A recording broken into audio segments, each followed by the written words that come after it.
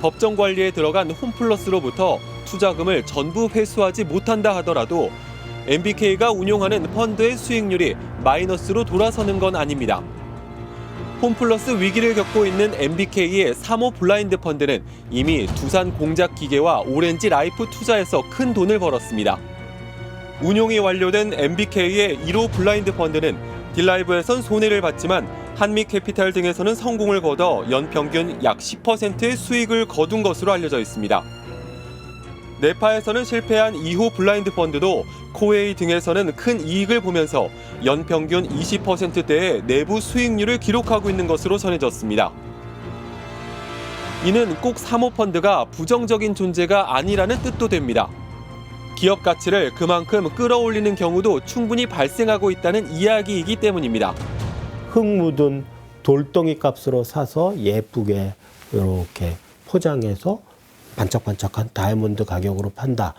그러면 자기도 이득이고 시장에는 어떤 좋은 점이 있냐? 다이아몬드가 다이아몬드로서 기능하는 가치를 가진 회사가 그 포텐셜을 100% 발휘할 수 있는 그렇게 되면 시장의 효율성이 올라가는 거잖아요. 그러니까 그것이 사모펀드의 순기능인 거예요.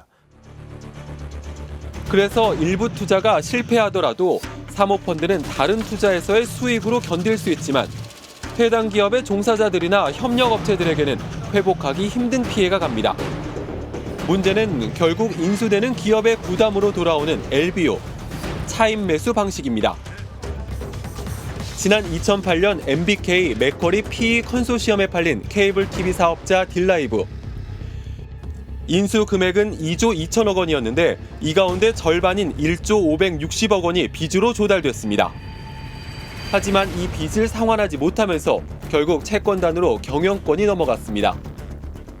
재무 상황이 안 좋았을 때 그때 기준으로 보면 인수하고 나서 계속적으로 투자는 하나도 하지 않고 이자와 원금 이런 것들로 계속 빼갔기 때문에요. 현장에 노동조합 직원들에게 빡만 들어오고 일단은 장비나 이런 부분이거든요. 기술 장비 투자가 하나도 되지 않고. MBK의 또 다른 실패 사례로 꼽히는 아웃도어 브랜드 네파. 지난 2013년 약 1조 원의 네파를 사들이면서 인수 비용의 절반인 4,800억 원을 TB홀딩스라는 특수목적 법인을 설립한 뒤 빚으로 조달했습니다. 역시 LBO, 즉 네파의 자산을 담보로 한 차임 매수 방식을 썼습니다. TB홀딩스와 합병하면서 네파가 지난 2023년까지 부담한 이자 비용만 2,708억 원. 인수 직전 20%이던 부채 비율은 11년 만에 231%로 급등했습니다. 아웃도어 브랜드 네파 말씀드리겠습니다. 2013년 대규모 차입금 떠안고 인수했는데 적자 전환 23년에 됐습니다. 케이블 TV CNM 2016년 채권단으로 경영 넘어갔습니다. 매각에 실패한 거죠. 최근 10년간 국내 대형 사모펀드 운용사가 체결한 인수합병 142건 중 132건에서 이 같은 LBO, 차임 매수 방식이 동원됐습니다. 사모펀드 자산 대비 50% 이상을 차입한 건 39건에 달했고 100%가 넘는 경우도 11건이나 됐습니다. MBK 역시 11건의 인수 계약 중 한 건만 빼고 전부 차임 매수 방식을 활용했습니다.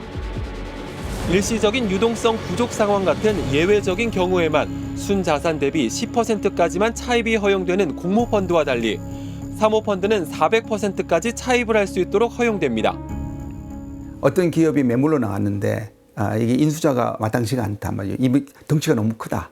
결국에는 LBO 방식이 아니면은 인수를 할 수가 없는 겁니다. 그러니까 LBO 방식이 있기 때문에 차임 매수를 매입을 하게 되는 거고 그러다 보니까 사실은 그 펀드보다도 훨씬 더 덩치가 큰 기업들을 인수할 수가 있게 되는 것이죠.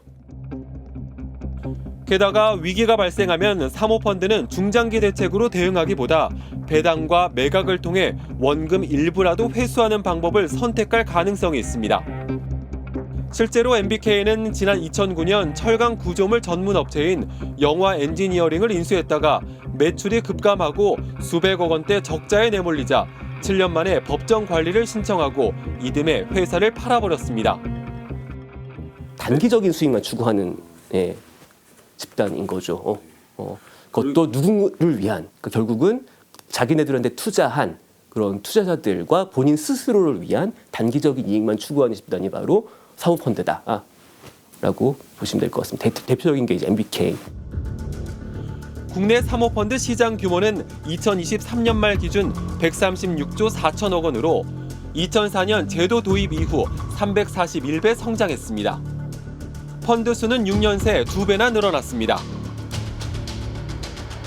이른바 오너로 불리는 총수 일가 등 소수의 지배주주가 지분 이상의 경영권을 행사하는 한국 기업 특유의 구조가 기업 저평가, 이른바 코리아 디스카운트를 부르고, 이는 사모펀드에겐 기업을 저렴하게 인수해 가치를 높일 수 있는 기회가 되기 때문입니다.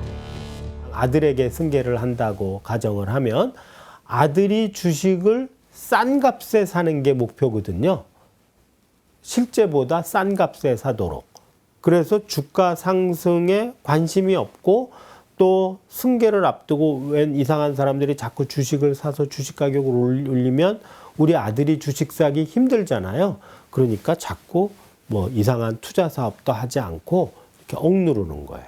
그래서 그런 코리아 디스카운트 혹은 승계의 유혹이 만연한 한국의 기업 경영 환경에서는 사모펀드가 기여할 수 있는 부분이 저는 있다고 생각을 해요. 여기에 주주에 대한 충실 의무를 명문화하는 상법 개정이 이뤄진다면 사모펀드의 영향력은 더욱 커질 수밖에 없습니다. 결국에는 내가 거버넌스 문제에서 이렇게 분쟁 경쟁이 생겼을 경우에 우호 세력으로 누굴 끌어들일 거냐, 이럴 때 사모펀드를 끌어들이는 방식이죠. 이렇게 해서 사모펀드가 거기에 이제 자연스럽게 여기에 개입을 하게 되는 이런 경우도 많이 있고요. 하지만 현재의 제도에선 사모펀드 운용사만 드러나 있고 그 뒤에 이익을 보고 있는 소수의 투자자의 정체는 계속 베일에 가려져 있게 됩니다. 이 기회에 사모펀드의 그 구조적인 수익 방법이라던가 그런 게 좀 알려졌으면 좋겠어요. 자기들은 이제 그 중에서 이성은 다 빼먹고 정말 빈 껍데기로 만들어서 회사는 벌어지는 경우가 너무 많았어서, 그거는 솔직히 남의 돈 가지고 이익을 취한다는 점에서 이거는 좀 도덕적으로도 이건 좀 한 번은 짚고 넘어가야 되지 않나 싶습니다. 결국 피해를 피인수 기업이나 그 기업의 노동자, 협력업체 등에게 전가하는 사모펀드의 부작용은 줄이고 순기능은 높이기 위해선 투명성을 높여야 한다는 결론에 이르게 됩니다. 지금 이제 문제는 되게 깜깜이로 지금 진행되고 있다는 모든 게 경영활동도 깜깜이, 얼마를 받아가고 있도 깜깜이고, 최소한 그런 것들이 투명하게 공개된다고 하면은 눈치를 안 볼 수는 없게 될 겁니다. 간접적으로 그런 이제 소위 말하는 사회적 책임, 피인수 기업의 지속 가능한 경영 이런 것들을 좀 증진시킬 수 있는 방법이 바로 이제 투명한 공시라고 생각을 하고요.